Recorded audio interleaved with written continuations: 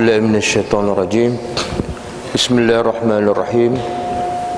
الحمد لله رب العالمين، نحمده ونستعينه ونستغفره ونعوذ بالله من شرور أنفسنا ومن سيئات أعمالنا. من يهده الله فلا مضل له ومن يضلل فلا هادي له. أشهد أن لا إله إلا الله وحده لا شريك له وأشهد أن محمدا عبده ورسوله. سبحانك لا علم لنا إلا ما علمتنا إنك أنت العليم الحكيم. اللهم علمنا ما ينفعنا وانفعنا بما علمتنا وزدنا علما. اللهم آتي أنفسنا تقواها وزكها أنت خير من زكاها أنت وليها ومولاها. رب يسر ولا تعسر، رب تمم بالخير. Yang dimuliakan Tuan Imam, pengurusi masjid, seterusnya muslimi muslimat yang dirahmati Allah Subhanahu wa taala. Assalamualaikum warahmatullahi wabarakatuh. A'udzu billahi minasyaitonir rajim. Innal ladzina yaktumuna ma anzalna minal bayyinat wal huda min ba'di ma bayyanahu lin-nasi fil kitab ulaika yal'anuhumullah wa yal'anuhumul la'inun. Surah Al-Baqarah ayat 159. Maksudnya, innal ladzina, sesungguhnya allazina, orang-orang yang yaktumuna, mereka menyembunyi, ma anzalna, apa yang telah kami turunkan. Sesiapa yang menyembunyikan apa yang Allah telah turunkan, apa dia yang Allah turunkan? Minal bayyinat, daripada keterangan-keterangan, iaitu Al-Quran, ayat-ayat Al-Quran. Tetapi kenapa Allah tidak sebut Al-Quran? Allah sebut Al-Bayyinat. Dalam tafsir disebut, mengatakan bahawa Al-Bayyinat maksudnya ialah ayat-ayat yang bayyinat, yang jelas. Allah tak sebut Al-Quran sebab Allah nak bagi tahu sesuatu, iaitu Al-Quran itu adalah bayyinat, cukup jelas, cukup nyata. Maksudnya pengajaran cukup nyata. Bagi siapa tu? Bagi ulul albab, bagi orang-orang yang berfikir, bagi orang-orang yang memahami ayat-ayat Allah. Maka maksud ayat Allah, perintah ayat Allah, larangan ayat Allah bayyinat, sangat jelas. Tapi mereka sembunyikan. Allah nak bagi tahu penyakit kebanyakan manusia, kebanyakan manusia, dan ini adalah penyakit yang paling bahaya. Apa dia? Orang-orang yang menyembunyikan apa yang kami telah turunkan minal bayyinat, sedangkan ayat-ayat itu cukup jelas, cukup nyata. Wal huda, dan Al-Quran itu bersifat al-huda, petunjuk. Quran itu bersifat sentiasa memandu, membimbing, menunjuk manusia kepada kebaikan. Bila kita baca Quran, Quran akan pandu kita kepada kebaikan. Bila kita memahami Al-Quran, Quran akan memandu kita kepada Allah, kepada Rasul. Dan bila kita membaca Al-Quran, Quran menghalang kita daripada melakukan maksiat ataupun kemungkaran. Sebab Al-Quran bersifat al-huda.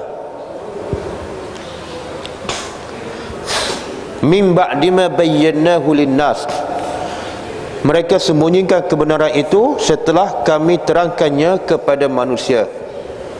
Mana Al-Quran ini sudah sampai kepada semua manusia, termasuklah orang-orang kafir, tapi mereka sembunyikan.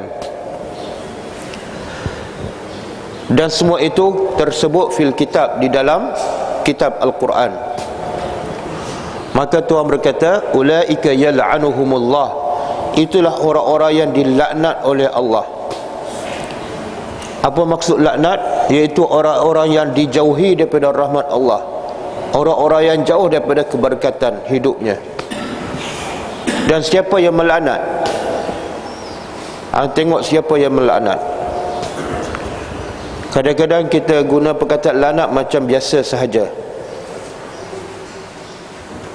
Kalaulah kanak-kanak yang menyebut aku laknat engkau, tak ada masalah, sebab dia adalah budak-budak tak tahu apa. Kalau bapa kita cakap aku laknat engkau, itu dah lain sikit, sebab dia adalah bapa. Dan yang lebih teruk ialah bila yang melaknat kita ialah Allah. Ulaika yal'anuhumullah, itulah orang yang dilaknat oleh Allah. Cuba bayangkan, kalau bapa laknat kita dah besar, satu perkara yang besar, musibah yang besar.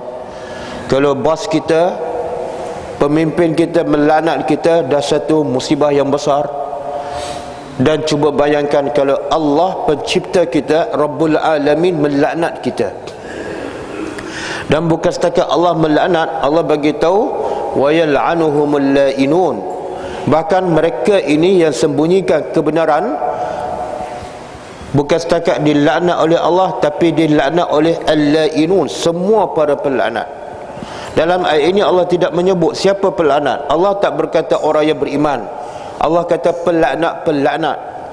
Maka kata ahli tafsir, maksudnya ialah semua manusia, termasuklah orang kafir, melaknat. Melaknat siapa ni? Bukan masa banjir. Melaknat siapa ni? Bukan orang sakit di hospital, tapi melaknat orang yang menyembunyikan kebenaran. Kata Syekh Shalih Utsaimin, maksud menyembunyikan kebenaran ialah siapa ni yang dikatakan menyembunyikan kebenaran, sehingga Allah melaknat dia dan semua para pelaknat melaknatnya. Siapakah mereka itu? Cuba cek. Mungkin termasuk diri kita. Orang yang menyembunyikan kebenaran ialah, pertama, bila dia tahu kebenaran, dia tahu al-haq, dia tahu Al-Quran, dia tahu as-sunnah, tapi dia tidak sampaikan kepada orang lain. Itu termasuk menyembunyikan kebenaran. Dia tahu hukum solat itu adalah wajib, dan dia tahu orang itu tak solat, tapi dia tak bagi tahu, maka dia menyembunyikan kebenaran, dan dia dilaknat oleh Allah. Besar tak? Kita tengok orang miskin, kita bagi makan. Kita tengok orang tak ada pakaian, kita bagi pakaian. Tapi kita tengok orang tak salat, kita tak bagi tahu. Mana lebih besar dosa? Kita tengok orang miskin, kita tak bagi makan, dengan kita tengok orang salat, kita tak tegur. Yang mana lebih besar dosanya? Yang mana? Yang ketiga. Dua aja saya sebut. Yang besar dosanya ialah kita tengok orang tak salat, kita tak tegur. Kalau kita tengok orang miskin, orang lapar, kita tak bagi makan, dosa. Bahkan Tuhan kata, ara'aital ladzi yukazzibu biddin, kamu lihat tak orang-orang yang mendustakan agama? Siapakah itu? Fadzalika yad'ul yatim, itulah orang-orang yang menghardik anak yatim. Wala yahuddu ala ta'amil miskin, dan tidak mendorong untuk memberi makan kepada orang miskin. Allah menyifatkan orang yang menghardik anak yatim, orang yang tidak mendorong untuk memberi makan kepada orang miskin, sebagai pendusta. Tapi orang yang tak sampaikan kebenaran, Allah sifatkan apa dia? Bukan pendusta, mereka dilaknat oleh Allah, jauh daripada rahmat Allah. Maknanya dosa tak sampaikan kebenaran lebih besar daripada dosa tak membantu orang susah ataupun miskin. Tapi kita tak sedar. Saya bagi contoh kan, kalau kita tahu orang tu perompak, tiba-tiba dia lapar, kita tahu ni dia memang perompak, memang kita kenal, bahkan dia perompak bersiri.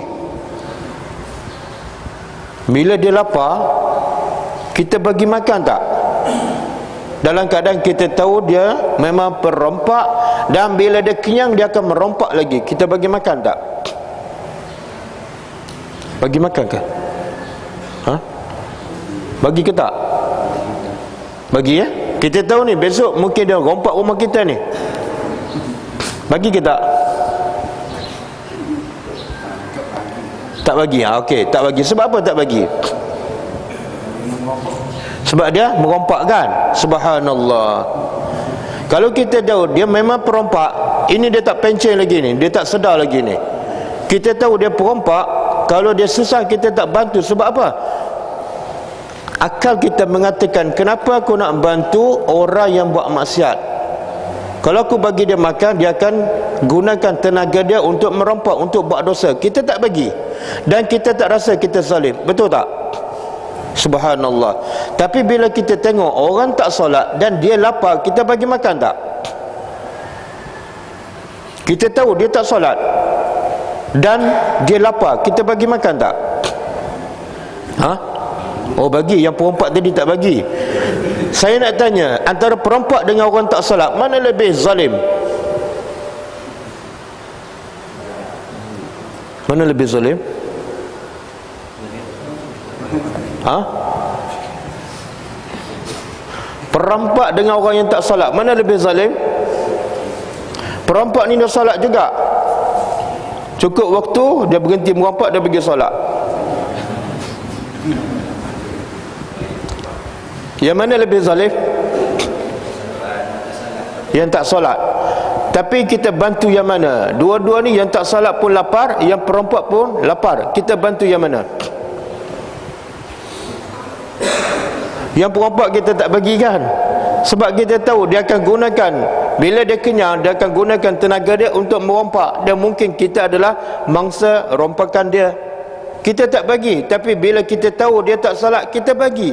Sedangkan jenayah tak salat lebih besar daripada merompak. Nampak? Kita tak berani cakap, kenapa tak solat? Subhanallah. Sebab itulah benda yang paling menyedihkan Nabi, mendukacitakan Nabi, ialah manusia kufur kepada Allah, manusia melakukan maksiat. Allah sebut dalam surah Luqman, a'udzubillahi minasyaitonirrajim, wa man kafar fala yahzunka kufruh. Siapa yang kufur kepada Allah, maka janganlah kekufurannya, maksiatnya menyedihkan hati engkau, wahai Muhammad. Tengok, Allah nak pujuk hati Muhammad, hati Rasulullah, hati kekasihnya. Kenapa? Bila Allah pujuk, hati Nabi ini sedih. Sebab itu perlu dipujuk. Apakah yang menyedihkan hati Nabi sepanjang hidup Nabi? Adakah sebab orang miskin? Adakah sebab orang lapar? Adakah sebab orang tu tak ada pakaian? Tak. Yang paling menyedihkan Nabi ialah wa man kafar fala yahzunka kufruh. Siapa yang kufur kepada Allah, maka janganlah engkau sedih, wahai Muhammad. Sebab itu pilihannya. Ini yang paling menyedihkan hati Nabi. Bila tengok orang tak beriman, bila tengok orang tak salat. Kenapa? Kalau setakat lapar, mungkin 1 hari, 2 hari hilang lapar lah. Tapi kalau tak salat, dia bukan setakat 2-3 hari kesannya. Dia sampai bila? Sampai ke akhirat. Dan mungkin sebab itulah dia masuk dalam neraka. Bila masuk dalam neraka, azabnya lebih teruk daripada lapar. Dan bila masuk dalam neraka, tak ada siapa yang boleh tolong, kan? Sebab tu dosa besar, jenayah besar yang kita tak rasa. Dosa besar ni, al-kabair, dosa besar ada 2 jenis. Pertama, dosa besar yang zahir, yang nampak. Yang kedua, dosa besar yang batin, yang tak nampak.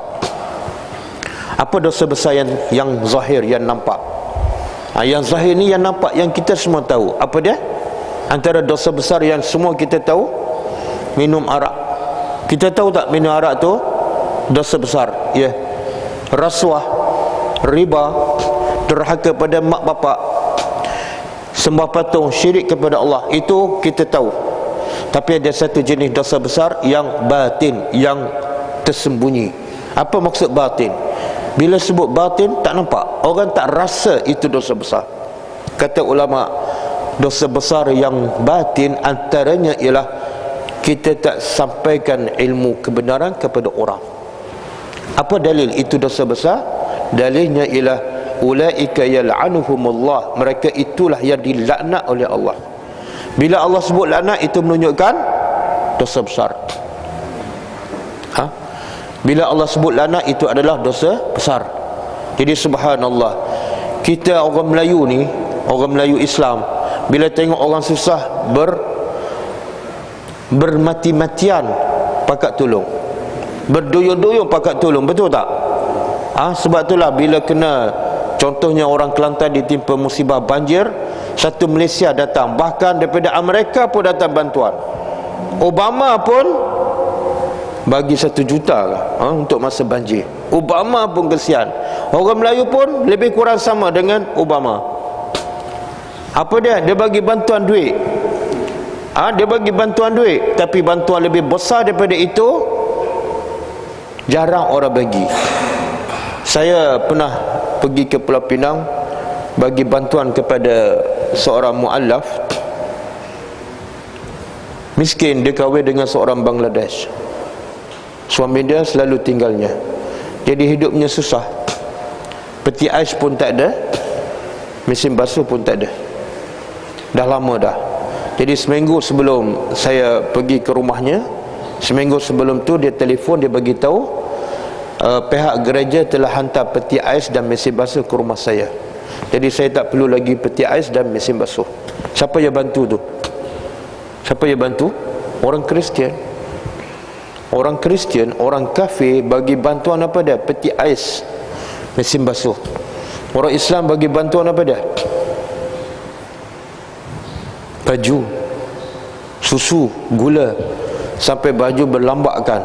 Saya pergi mana-mana tempat banjir, saya dapati baju, longgokkan baju. Subhanallah.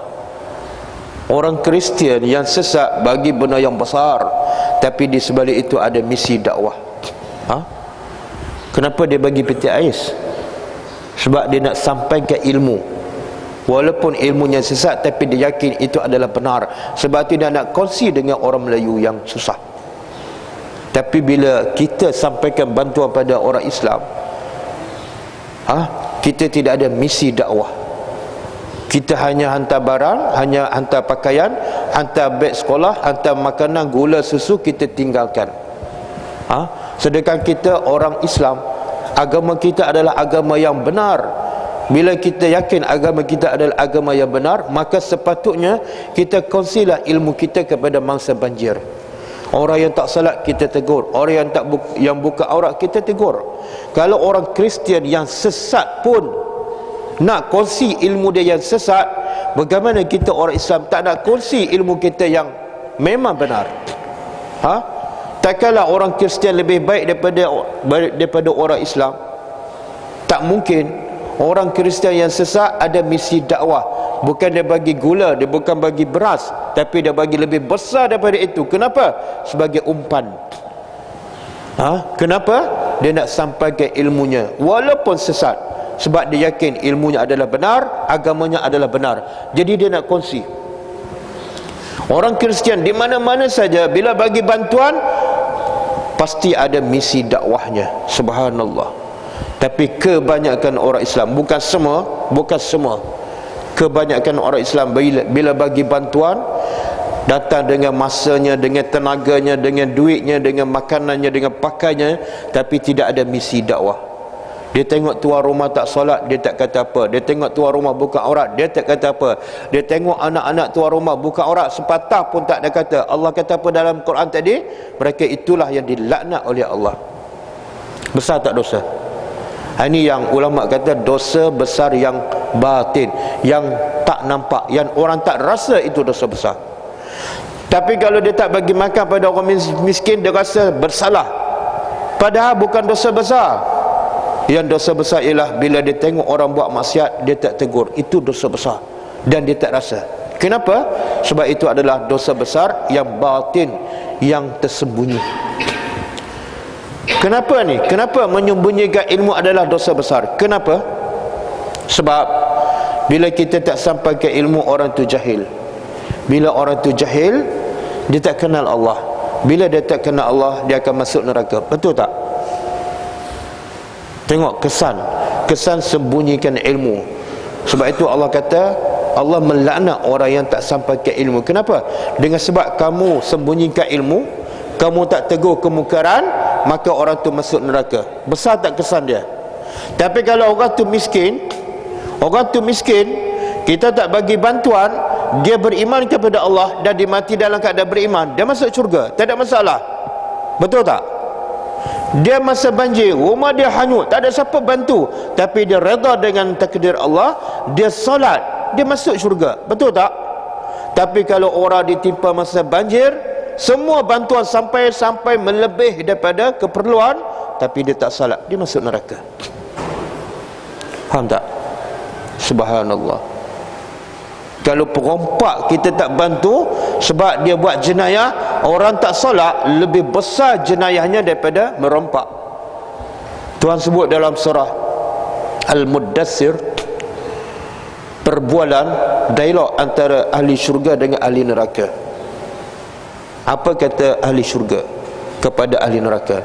Orang bila duduk dalam neraka, dia boleh bercakap dengan ahli syurga, ahli syurga boleh bercakap dengan ahli neraka. Cara dia cakap, wallahu alam, cuma Allah rakamkan, sebab Allah maha mengetahui. Allah rakamkan apa yang akan berlaku. Apa kata ahli syurga? Qalu ma salakakum fi saqar. Kata ahli syurga kepada neraka, kepada ahli neraka, ma salakakum fi saqar, apakah yang menyebabkan kamu dihumbang ke dalam neraka saqar? Tengok jawapan ahli neraka. Apa sebab ahli neraka masuk neraka? Adakah sebab miskin? Adakah sebab ditimpa musibah banjir? Adakah sebab tak cukup pakaian? Tak. Jawapannya pada qalu lam nakum minal musallin, sebab dulu kat dunia kami tak solat. Nampak? Besar tak musibah tak solat? Besar. Qalu lam nakum minal musallin, dulu masa kat dunia kami tak solat. Tak solat menyebabkan masuk neraka. Jadi kalau kita tak bagi tahu orang yang tak solat dan dia tak tahu, sebab kita yang tak bagi tahu, kita dilaknat oleh Allah. Tapi kalau orang tu miskin, orang tu lapar, kita tak bantu, dosa juga, tapi bukan sampai dilaknat. Kenapa? Dia miskin tak membawanya ke syurga, ke neraka, tapi dia tak solat membawanya ke neraka. Boleh Jadi saya nak ingatkan kepada semua jemaah yang ada kat sini dan juga sukarelawan, jangan kita menjadi seperti lilin. Kita bagi bantuan pada orang, kita memberi cahaya kepada orang, tapi diri kita terbakar. Jadilah seperti lampu, jangan jadi seperti lilin. Lampu dia tak terbakar, tapi dia memberi cahaya pada orang, dia selamat. Betul tak? Tapi kalau jadi seperti lilin, diri dia terbakar habis, tapi dia memberi cahaya kepada orang. Jangan.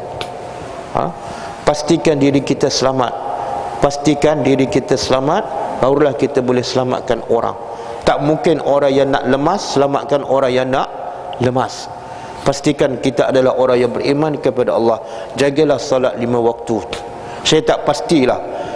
Saya nak masuk tadi, ada beberapa orang di luar, saya tak tahu dia agama apa. Saya datang lewat tadi, ada beberapa orang di luar tak solat. Saya tak tahu dia agama apa. Ini tanggungjawab siapa ni? Tanggungjawab siapa? Satu ketika dalam satu hadis yang sahih, bila selesai solat bersama Rasulullah, Nabi melihat ada 2 orang sahabat di belakang tak solat. Maka kata Rasulullah, kenapa kamu tak solat? 2 orang sahabat itu berkata, kami telah solat di rumah. Maka Nabi kata, jangan ulang perbuatan ini. Apa dia? Bila kamu solat di rumah, kamu datang ke masjid dan kamu lihat orang solat, maka pergilah solat. Kenapa? Sebab kalau kamu tak solat akan menimbulkan fitnah kepada kamu. Fitnah kepada kamu, orang akan tuduh kamu ni bukan Islam. Orang tengah solat, kamu berada di luar, itu fitnah pada kamu. Dan juga fitnah kepada imam. Kenapa? Bila kamu tak solat, sebab imam ini mungkin kamu tak setuju dengan imam dan akan menyebabkan perpecahan. Maka kata Rasulullah, walaupun kamu dah solat di rumah, tapi kalau kamu datang ke masjid, orang tengah solat, pergilah solat. Tapi solat itu sebagai solat sunat, untuk mengelakkan fitnah. Sampai tahap itu Nabi kata kalau dah solat pun solat lagi, untuk mengelakkan fitnah. Apatah lagi kalau tak solat langsung. Dan saya nak ingatkan diri saya dan pada semua, ini tanggungjawab kita semua, khususnya pihak pengurusan masjid. Ini kemungkaran. Kemungkaran kadang-kadang berlaku di mana ni? Bukan di Kuala Lumpur, bukan di kelab malam, dalam masjid berlaku kemungkaran dan kita tak cegah, maka kita akan dilaknat oleh Allah Subhanahu wa taala. Tolonglah pihak imam, pihak pengurusan masjid, tolong bagi peringatan. Kalau betul kita sayang, orang datang daripada jauh nak bantu orang mangsa banjir di Davao, tiba-tiba orang yang lebih besar masalahnya bukan masa banjir tapi jahil agama, buat kemungkaran di masjid, kita tak tegur, kita lebih besar jenayahnya daripada orang yang di luar sana. Mungkin di luar sana dia tak tahu ada kemungkaran yang dia tak tahu, dia tak bersalah, tapi kita yang tahu, bila kita tak tegur, kita akan dilaknat oleh Allah. Okey? Jadi kata ulama, dosa besar yang batin ialah, salah satu ialah menyembunyikan kebenaran yang Allah telah sebut di dalam Al-Quran, yang Nabi telah huraikan dalam hadis-hadisnya yang sahih. Dan saya sebut tadi, termasuk menyembunyikan kebenaran ialah bila orang bertanya kepada kita satu ilmu yang kita tahu tapi kita tak jawab. Orang kata apa hukum tentang aurat, malahlah nak jawab, maka kita dilaknat oleh Allah. Apa hukum mengumpat, kita tahu, kita tak nak jawab, malah nak jawab, awak tanya orang lain lah, kita akan dilaknat oleh Allah. Kecuali kita tak tahu. Kalau tak tahu tak apa, wallahu alam, Allah lebih tahu. Satu, kategori orang yang menyembunyikan kebenaran, iaitu bila ditanya tentang ilmu yang dia tahu tapi dia tak menjawab. Yang kedua, kategori menyembunyikan ilmu ialah bila dia melihat kemungkaran, dia tak tegur. Dia tengok apa saja kemungkaran, orang tak solat, orang buka aurat, dia tak tegur, maka dia akan dilaknat oleh Allah. Sebab tu Nabi kata, man ra'a minkum munkaran falyughayyirhu biyadihi. Siapa saja melihat kemungkaran, maka hendaklah dia mencegah dengan tangannya. Tangan di sini maksudnya kuasa. Kalau kita sebagai bapa, kita kena nasihat pada anak, kena pukul dia bila dia sampai umur 10 tahun tapi tak solat. Kalau kita sebagai imam, kita kena nasihatkan kepada orang sekitar ini supaya dirikan solat. Dan fa'il lam yastati', kalau dia tak mampu menegur dengan tangan ataupun kuasa, fabilisani, cakaplah dengan ilmu, sampaikan sepatah, bang, jomlah kita solat, sebab solat itu adalah tiang agama. Siapa yang tak solat, agamanya telah runtuh dan telah hancur. Jom kita solat. Kalau tak mampu juga, sebab mungkin kita tidak berilmu, ataupun orang yang depan kita, kita tak tahu apa reaksi dia, maka paling-paling kurang kita benci dalam hati. Tengok orang tak salat, mesti ada perasaan benci. Bukan benci pada orang, tapi benci pada perbuatan dia yang tak solat tu. Dan Nabi kata, wazalika ad'aful iman, itulah iman yang paling lemah, paling nipis. Makna apa tu? Kalau kita langsung tak benci, kita tak ada imam, walaupun kita imam. Kita tidak ada iman walaupun senipis kulit bawah, kalau kita tak benci kepada kemungkaran. Pergilah nak tolong masa banjir, pergilah, bagus, satu kebaikan. Tapi saya nak bagi tahu, kalau kita tak cegah kemungkaran, sedangkan kita mampu, kita dilaknat oleh Allah. Mungkin kita lebih teruk daripada orang yang kita bantu tu. Orang yang kita bantu mungkin dia solat, mungkin dia buka aurat pun sebab dia jahil, tapi kalau kita tak tegur, kita lebih teruk daripada dia. Jadi saya nak nasihatkan pada diri saya dan kepada semua, di samping kita membantu mangsa-mangsa banjir yang ditimpa musibah, marilah kita laksanakan tanggungjawab yang lebih besar daripada itu.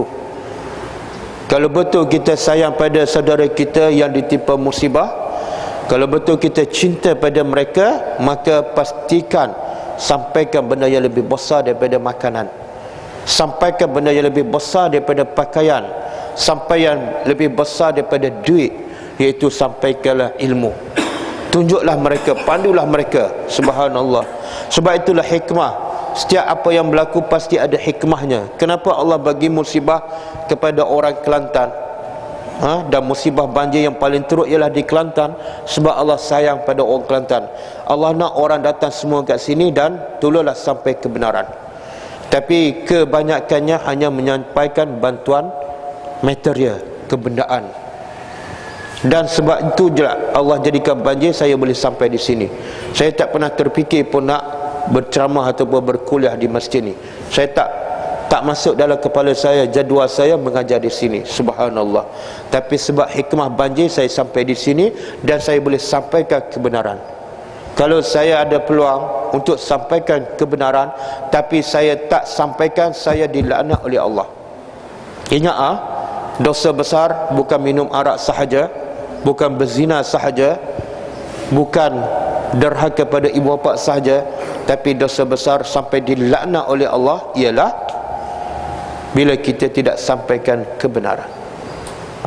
Jadi sampailah kebenaran. Sabda Nabi sallallahu alaihi wasallam, "Ballighu anni walau ayah." Sampaikan daripada aku walaupun satu ayat. Saya nak sebut juga di sini surah Al-Baqarah. Rahsia. Ini pun rahsia. Kenapa surah Baqarah dinamakan Al-Baqarah? Al-Baqarah, apa makna Al-Baqarah? Apa makna Al-Baqarah? Apa dia? Baca tak surah Baqarah? Baca kan? Apa makna Al-Baqarah? Apa dia? Lembu jatah, lembu tina. Al-Baqarah lembu betina. Tahu tak kenapa surah ni dinamakan surah Baqarah? Surah yang paling panjang dalam Al-Quran ialah surah Al-Baqarah. Berapa ayat semuanya? 286. Daripada 286, berapa ayat je sahaja yang menceritakan pasal lembu? Berapa ayat?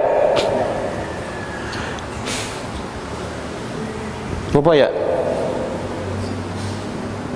Sudah. Dan baca tak surah Baqarah ni?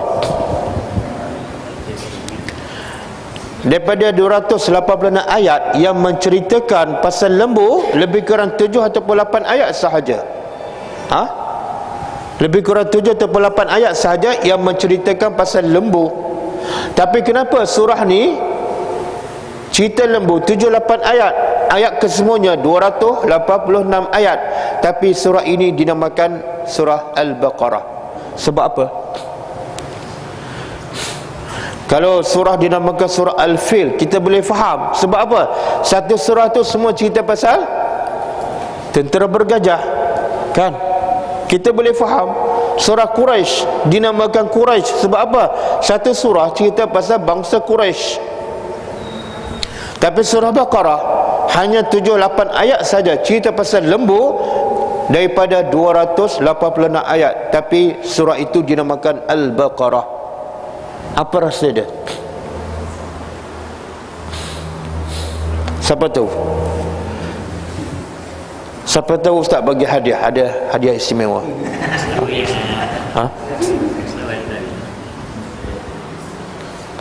Cepat, hadiah ni mahal ni.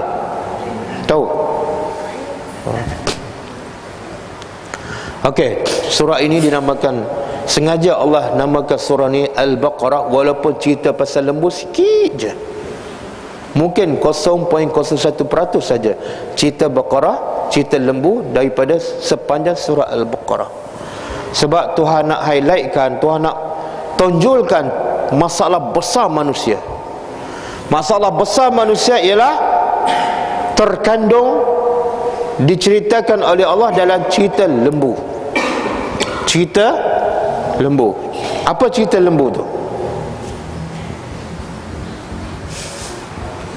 Apa cerita lembu?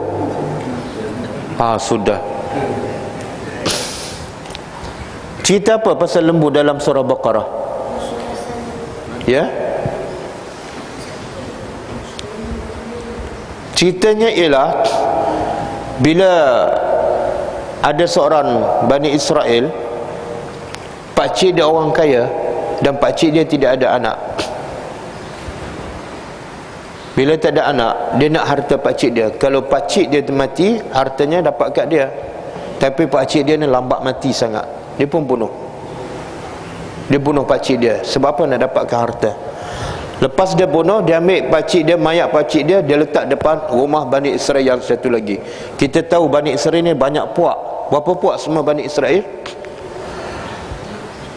Biarlah tahulah banyak berapa. Bani Israel berasal daripada anak Nabi Yaqub, iaitu 12 puak. Anak Nabi Yaqub ada 12 orang. Daripada 12 orang itulah lahirnya puak-puak Bani Israel, lebih kurang 12. Jadi bila dia bunuh pakcik dia, maka mayat pakcik dia letak di puak Bani Israel yang lain. Supaya apa? Orang tuduh yang membunuhnya ialah Bani Israel daripada kumpulan yang lain. Dan akhirnya bila besok bergaduh, saling tuduh menuduh. A tuduh B yang bunuh, B tuduh A yang bunuh. Akhir sekali ada seorang bagi cadangan. Kenapa kita bergaduh? Pasal siapa pembunuh? Kan Nabi Musa ada. Pergilah tanya Nabi Musa, minta Nabi Musa selesaikan masalah ni. Maka kata mereka, okey, jom kita jumpa Nabi Musa. Bila bagi tahu pada Nabi Musa, maka Nabi Musa bagi tahu, wa iz qala Musa innallaha ya'murukum an tazbahu bakarah. Maka Nabi Musa pun bagi jalan penyelesaiannya. Apa dia? Nabi Musa bagi tahu, sesungguhnya Allah perintah supaya kamu sembelih bakarah, lembu betina.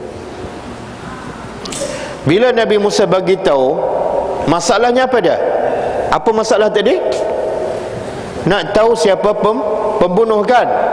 Bila Nabi Musa bagi tahu, innallah, sesungguhnya Allah perintah kamu sembelih lembu, maka kata Bani Israel, qalu atattakhizuna huzwa. Mereka pertikaikan perintah Allah yang disampaikan oleh Nabi Musa. Kenapa kamu nak permainkan kami? Jangan perolokkan kami. Kami nak cari pembunuh. Apa kaitan dengan lembu? Betul tak? Kalau kita nak cari pembunuh, tiba-tiba saya bagi cadangan, pergilah sembelih ayam. Orang kata apa? Orang kata saya permainkan kan? Saya bukan nak menjawab soalan, bukan boleh menyelesaikan masalah. Sebenarnya Allah nak menguji kamu beriman tak kepada Allah. Maka Allah bagi benda yang tak masuk akal. Nak cari pembunuh tapi kena sembelih lembu. Nampak? Inilah penyakit manusia. Penyakit manusia Allah nak tunjukkan dalam surah Baqarah. Walaupun cerita pasal sembelih lembu ni 7-8 ayat sahaja, tapi Allah namakan surah ni surah Al-Baqarah. Kenapa? Allah nak tunjukkan perangai manusia, iaitu tak beriman kepada Allah. Bila tak beriman kepada Allah, perintah Allah yang paling mudah pun dia akan pertikaikan. Apa perintah Allah kepada Bani Israel? Apa dia? Sembelih lembu kan? Susah ke senang sembelih lembu? Susah ke senang? Senang je. Tuhan kata sembelih je. Mana-mana lembu betina, warna apa, kecil besar ke, tak penting. Mudah je perintah Allah. Tapi bila penyakit manusia tak percaya pada Allah, dia mula akan bertanya. Dia persoalkan, lembu tu lembu macam mana? Nampak? Ini penyakit ni. Faham tak? Sebab tu Allah namakan surah ni surah Baqarah. Tuhan nak tunjukkan masalah besar manusia ialah tak beriman pada Allah. Bila tak beriman, walaupun perintah Allah kecil, mudah, dia akan persoalkan. Solat 5 waktu mudah ke susah? Solat 5 waktu mudah ke susah? Mudah. Ada orang solat patah belakang. Mana lebih mudah? Solat mana lebih mudah? Solat subuh 2 rakaat dengan pergi cuci rumah orang, hilang selut sampai ke lutut, pagi sampai petang. Mana lebih mudah? Solat subuh 2 rakaat dengan cuci rumah orang. Mana lebih mudah? Apa dia? 2 rakaat solat subuh lebih mudah kan? Tapi mana lebih ramai yang pergi datang bantu cuci rumah dengan yang datang solat subuh? Mana lebih ramai? Cuci? Makna yang lebih mudah pada cuci rumah ke solat?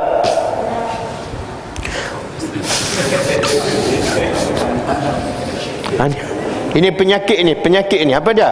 Perintah Allah mudah je.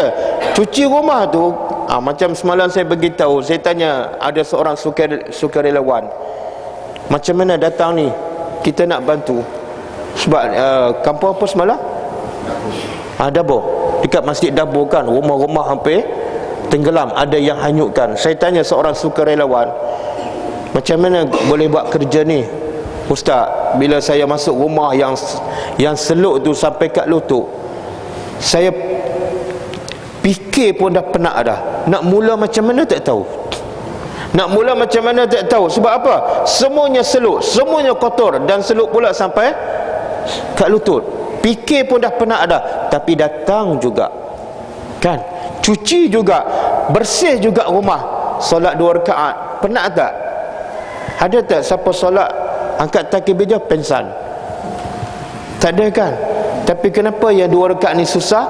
Yang datang daripada Kuala Lumpur, datang daripada Johor, datang membantu, kadang-kadang ada yang tak solat. Kenapa? Itulah penyakit manusia. Apa dia? Tak beriman pada Allah. Bila dia tak beriman, benda kecil, benda ringan pun jadi susah. Sama dengan Bani Israel. Sebab itu Allah namakan surah ni surah apa? Surah Baqarah. Allah nak tunjukkan penyakit besar manusia. Semua masalah manusia berpunca daripada tidak beriman kepada Allah. Bila tak beriman, dia tak percaya, walaupun perintah Allah yang paling mudah, dia tak boleh buat. Kan?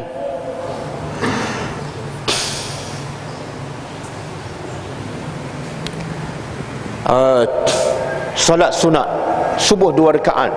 Salat sunat subuh 2 rakaat. Tahu tak apa kelebihannya? Nabi bersabda, rakaat al-fajri khairum minad dunya wa ma fiha. 2 rakaat salat sunat fajar ataupun subuh lebih baik pada dunia dan segala isinya. Besar tak pahala? Besar. Dunia ni berapa nilai dia? Siapa kerja dia tukang taksir? Kalau masjid ni berapa nilai dia ni? Berapa kos dia? Sejuta. Kalau ini kampung apa ni? Jelawang. Okey. Kalau semua kampung Jelawang ni dengan tanah, dengan rumah, dengan segala harta, berapa kos dia? 10 bilion. Okey, kalau satu Kelantan ni berapa nilai dia? Semua sekali, dengan harta, dengan tanah, dengan balak apa semua, berapa nilai dia?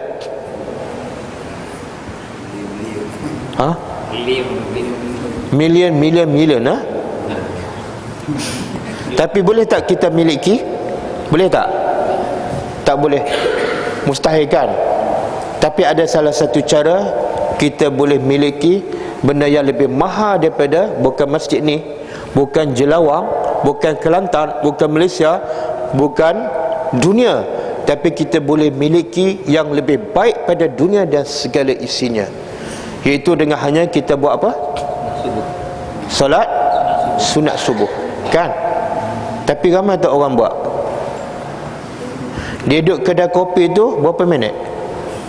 Biasa kedai kopi berapa minit? Berapa? Setengah jam. Pahala dia banyak mana?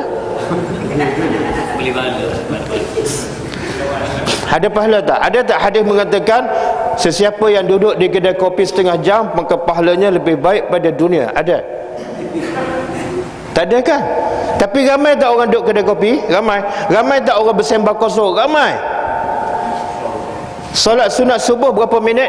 2 rakaat berapa minit? Kalau pakcik berapa minit? 3 minit. Mana 1 rakaat 1 minit setengah. Baca surah apa tu? Keluar Allah dengan sejak bila baca keluar Allah tu? Subhanallah. 2 rakaat 2 minit je, tapi pahalanya lebih baik pada dunia. Dia tak boleh buat. Duduk kedai kopi bersembang setengah jam, 1 jam, bukan dapat duit, keluar duit lagi. Kan kadang-kadang dia sanggup belanja kawan sampai RM10, RM20, rugi sanggup duduk. Tapi solat sunat subuh 2 minit lebih baik pada dunia dan segala isinya, tak ramai boleh buat. Kenapa? Itulah penyakit. Penyakit apa tu? Penyakit apa? tak cinta pada Allah, tak kenal Allah, tak beriman kepada Allah. Bila tak kenal pada Allah, apa saja tawaran Allah, apa saja yang disebut oleh Rasulullah, tidak nilai dalam hidupnya. Betul? Ini penyakit. Jadi penyakit besar manusia, banjir ke tak beriman kepada Allah. Tengoklah masjid ini, masa banjir berapa ramai? Masa banjir di sekitar ni berapa ramai? Ha? Ya. Berapa? 200 orang ke 200 rumah?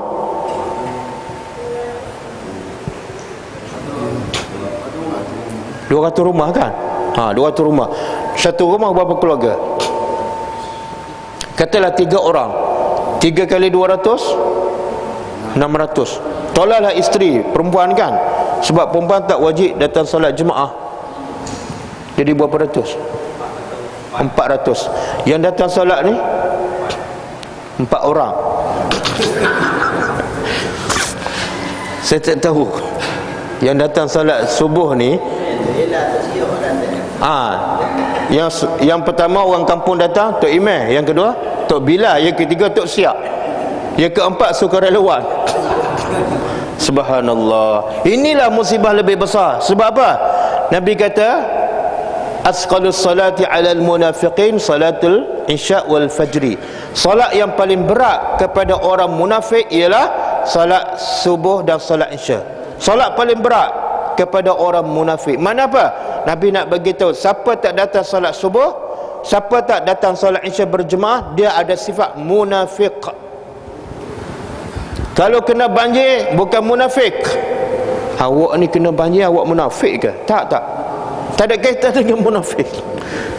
Yang munafik apa dia? Yang bersifat munafik siapa dia? Yang tak datang solat subuh, yang tak datang solat isya, yang tak datang solat berjemaah. Kenapa Nabi kata munafik? Sebab dia bernama Islam, dia mengaku dia Islam, tapi bila Allah panggil hayya 'alas solat, dia tak datang. Mana dia tak percaya pada Allah. Tapi bila dijemput untuk membantu mangsa banjir daripada Kuala Lumpur, dia sanggup datang. Tapi bila Allah panggil masjid tepi rumah, hayya 'alas solat, dia tak datang. Dia bersifat munafik. Dia berpura-pura beriman kepada Allah. Bila pihak tertentu mewajibkan untuk membantu masa banjir, sukarelawan kena pakai uniform. Kena pakai uniform. Dia sanggup pakai, dia sanggup beli. Tapi bila Allah bagi syarat, uniform kamu sebagai wanita muslimah tutup aurat, dia tak sanggup tutup. Itu penyakit tu. Penyakit apa tu? Ramai sukarelawan yang datang membantu, dia tak tutup aurat, tapi dia pakai uniform yang diwajibkan oleh NGO ataupun badan-badan tertentu. Siapa lebih besar, Allah ke bos dia? Ini penyakit besar dia. Penyakit besar, kan?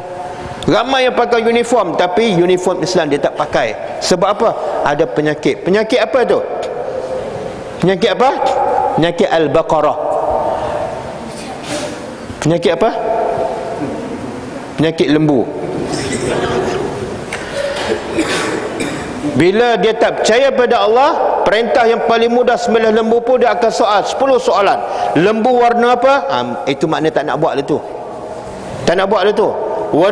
Lembu yang pernah digunakan untuk membajak ataupun tak, lembu yang digunakan untuk menyiram pokok ataupun tak, ada dekat 10 soalan. Bukan 10 soalan, satu soalan je. Bila kita bertanya tentang perintah Allah, kita dah ada penyakit, iaitu tak percaya pada Allah. Tapi kalau bos kita cakap tepat pukul 8 kena berkumpul, semua berkumpul. Pakai uniform, semua ikut. Bawa alat cangkul apa, semua ikut. Tapi bila Tuhan perintah solat, bila Tuhan perintah tutup aurat, bila Tuhan perintah datang ke masjid, buat tak tahu je. Ini penyakit ni. Sebab tu Allah namakan surah Baqarah surah Al-Baqarah, walaupun cerita lembu tak banyak. Sebab apa? Semua masalah manusia berlega sekitar penyakit tak percaya pada Allah. Bila tak percaya pada Allah, masalah lebih besar berlaku di dalam masyarakat kita, iaitu keruntuhan akhlak, keruntuhan moral.